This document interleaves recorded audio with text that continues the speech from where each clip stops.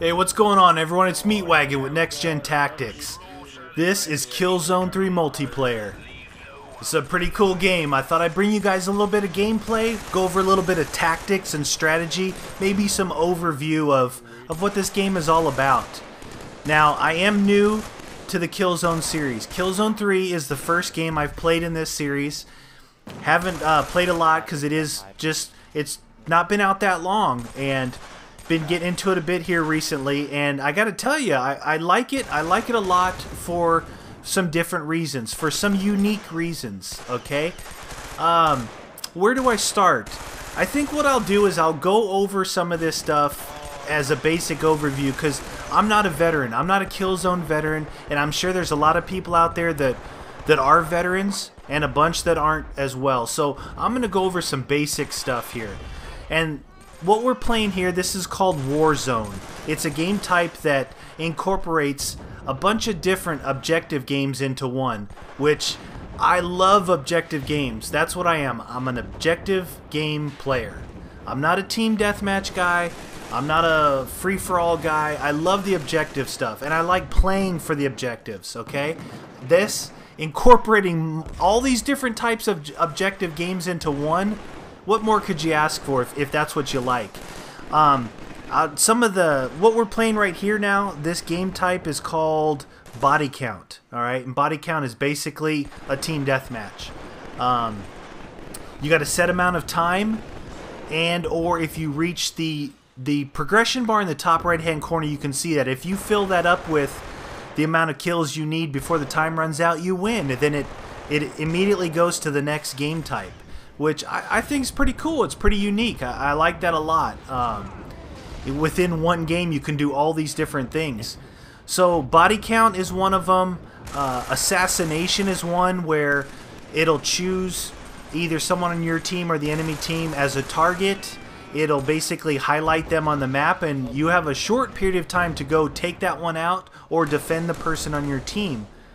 Pretty straightforward assassination. Search and destroy. It's just that. It's just like any other search and destroy. You got two targets that you either have to defend or go and plant charges on and defend them after you plant your charges. There's another game type called capture and hold, which is, I guess, just like domination. There's 3 points on the map that you got to sit there, cap them, and then defend them, and try and get, at least 2 out of the 3, if not all 3, for enough time to win that short game type. And what it does is it accumulates each game up, and you can see right now I had to cut some of this out because this game lasted 30 minutes, and so basically it's tied at 1-1 at 2 different game types, or 1 game type each, and we're currently playing body count, which we're about to win because you can see that progression bar is just about full up there. I think the other game type is called search and retrieve. And search and retrieve, what it does is it puts what they call a propaganda speaker centrally located in the map. And you basically have to go run across it, it picks it up, and then it'll indicate to you where the destination you have to take this propaganda speaker. And the first one basically to capture 3 wins, or the team with the most caps will win that particular game type. And if you play these maps through a couple of times, everyone will know where the destination point is for each team, whether you have the speaker or you're defending against it. So it can get pretty dicey up in that area, but again, it's a lot of fun to do that. And those are the different game types that are incorporated into this Warzone, all into this one game. I believe there's 5 different classes of character that you can run. You can run an engineer.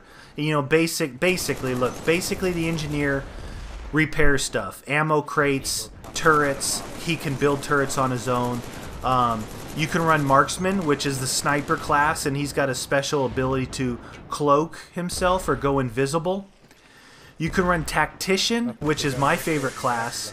The tactician captures spawn points faster, can capture tactical spawn points much faster as he builds his skill sets, and has the ability to target, I think, enemies within 15 meters or so, and it'll show up on the radar to the rest of your teammates. and also has the ability to throw out an airborne sentry drone which is pretty cool. Pretty easy to take out, but it's anyway, it's pretty cool. The next one, Infiltrator. Okay, Infiltrator is the one that I guess you could say annoys me the most. The Infiltrator special ability is that he disguises himself as a teammate of yours. So his name is Green. His name actually is one of the names off of your team. And until you actually put a couple rounds into him or maybe aim down your sights at him, his name will then turn orange, and then you know. So the way to counteract that is just to put a couple rounds in everyone you see. If you have a doubt, put a couple rounds into him, and that'll let you know if it's an infiltrator or not. And if he turns orange or you start getting hit markers on him, then lay into that trigger and take him out, because you know he's an enemy at that point. And the last one is Medic, and Medic can obviously revive teammates when they're in the bleed out position, the downed position. And when they build their skill set up enough, they can actually revive themselves. And they have this little flying sentry drone that basically follows them around. It stays right around them, flying kind of around their shoulders, and shoots at the same things that you're shooting at, or can kind of let you know, it'll start shooting at an enemy if you don't see him yet, and it'll let you know someone's there because your drone is shooting. So those are the 5 basic characters that you can play. The key point to each of these characters and the tactics, the strategy behind this game is you need a good mix of all those different categories. You need a tactician to capture tactical spawn points to where you don't only spawn at your home base, but you can spawn out in the center of the map, which then you can take... Oh, nice melee. Look, I just snapped that dude's neck. I love that. Anyway, got off base there. Tactician, he needs to capture the tactical spawn points. Needs to be able to capture and hold in that capture and hold type mode. He can capture a lot faster than any other class with his special skill sets. Engineers, you need engineers to build ammo crates. You need engineers to repair turrets and things of that sort. You know what? You need some infiltrators. You need some infiltrators because Infiltrator has a special ability as you build up that character to be able to plant and defuse bombs faster. I'm pretty sure I'm right on that. Because I haven't run Infiltrator a lot, even though I'm actually playing Infiltrator for this match here. This was the first time using it, so I'm not super clear with it. I'm pretty sure as you build that character's skill sets, he's able to plant and defuse bombs faster, which, again, how key is that, you know? You don't have a lot of time either to get in there and plant it or to get the defuse if the enemy team's come in and planted charges in your search and destroy target. So, again, even as annoying as the Infiltrator can be, it has a vital role in the overall scheme of balance of the different characters that you're going to be playing. Marksman, everybody needs a sniper. If the enemy team has a sniper, you need to have a good counter sniper there that's either going to be putting rounds on and keeping that sniper's head down, taking him out, or taking out some of the other enemy team just to balance up the long-range capability of the one-shot, one-kill. Okay? That's a good strategy, is balance, communication, having teammates, whether they're your friends or they're just random people that you've got joined up with. If you can talk to each other and decide on, hey, we don't have enough engineers or we don't have enough tacticians, and people will actually, once they die, they'll respawn back as that new class and help out the team. You know, sometimes it works, sometimes it doesn't. Oh, watch this. Whack! Nice little melee right there. The melees are fun to do in this. They've got some brutal melees and some regular, you know, knock them in the head with the butt of your gun melees. Pretty good stuff. I tell you, it's a fun game. But back to the idea of the tactics.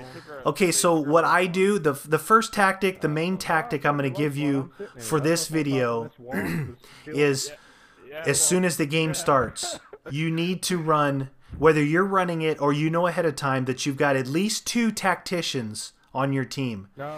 Get them out there to capture the tactical spawn points. That is key. That is #1 priority for me. That's why I run tactician. That's the first thing I do. I don't care if I don't get a kill for the first 3 minutes of the game. I'm going to be fighting for those tactical spawn locations. it'll get you and the rest of your team the ability to spawn there and take over map control.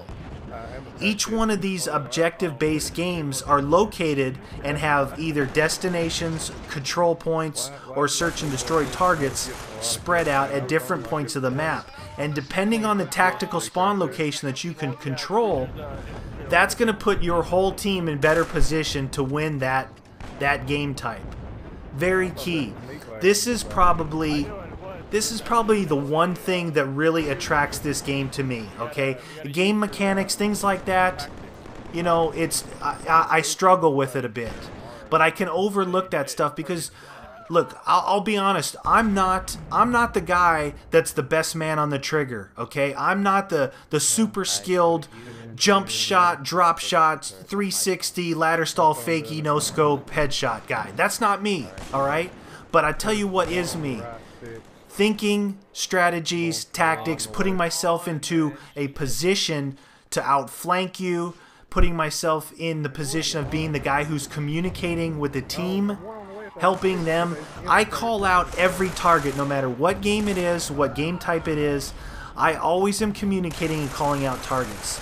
Because if I get killed, at least I've alerted my teammates that there's someone flanking on the left side, whatever it may be. That's where I am more successful, is the ability to think and plan and kind of be almost like a field general and do these things, win these games through, you know, using your head rather than just using your gun all the time. Now, of course, I love getting high kills, high KD ratios. I love getting all that stuff.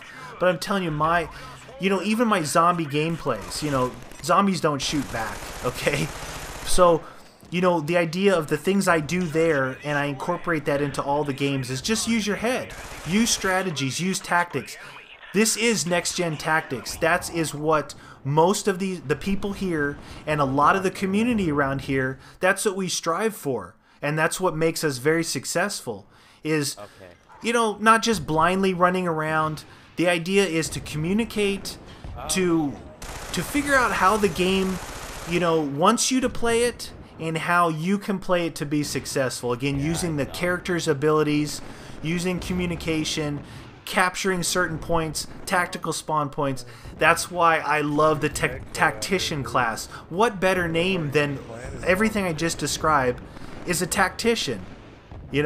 Field general, controlling spawn points, calling out, the next game type. We had some pretty fun and cool stuff, going on so far that I've played with this, where all these different strategies have come into play, and at the end, we came out victorious.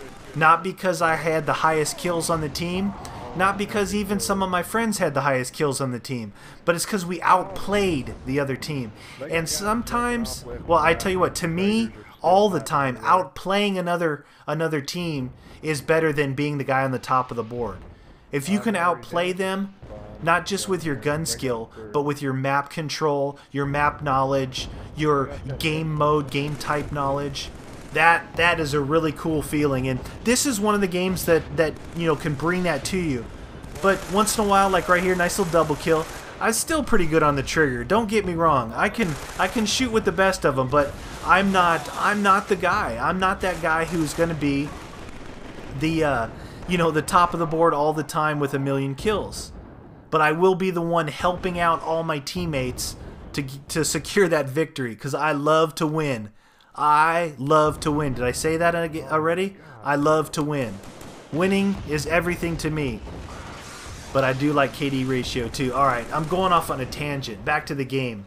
So, Warzone, multiple game types, multiple different types of characters you can use.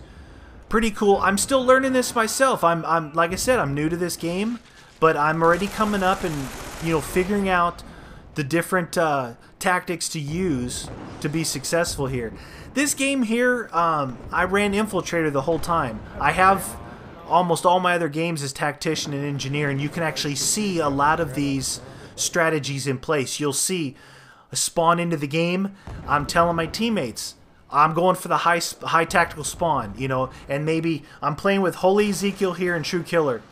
As soon as we spawn into games, they're like, alright, I'm going high spawn, you go low spawn, and then the third guy may be jumping in a vehicle or a jetpack, depending on the map. You have some different equipment you can use. An exo is like this big mech warrior, this machine you get up in, and there's one right there. That's a mech, or an exo, I'm sorry. An exo. That thing is beast mode. It's got rockets, it's got a machine gun. That thing is crazy fun to use. It's pretty, you know, a skilled sniper can take you out pretty easy. They can snipe you through the front windshield of the thing, and, you know, rocket launchers and the Wasp in-place turrets can take you out as well. But, you know, it's a fun little adder in there. And again, I don't think it's overpowered. You know, a lot of times, whether it be helicopters or tank whoring or things like that, can become overpowered. It seems like, as far as a gameplay standpoint, they've really balanced everything. I don't mind snipers being a one-shot kill. I mean, you build up to the best sniper in the game, it's a one-shot kill at any distance.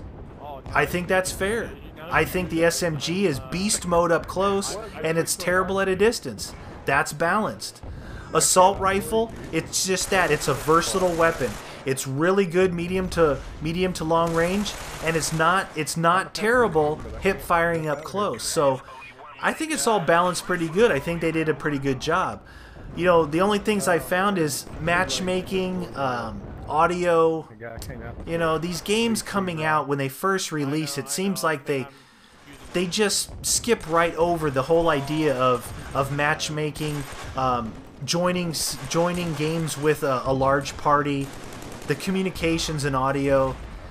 Once you finally get into a game in this, though, it's pretty cool. I think that Guerrilla Games did a really good job with this.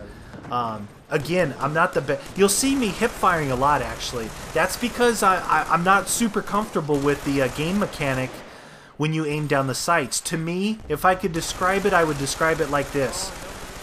In most games, when you're firing from the hip, you have your full mobility, rotation, left and right.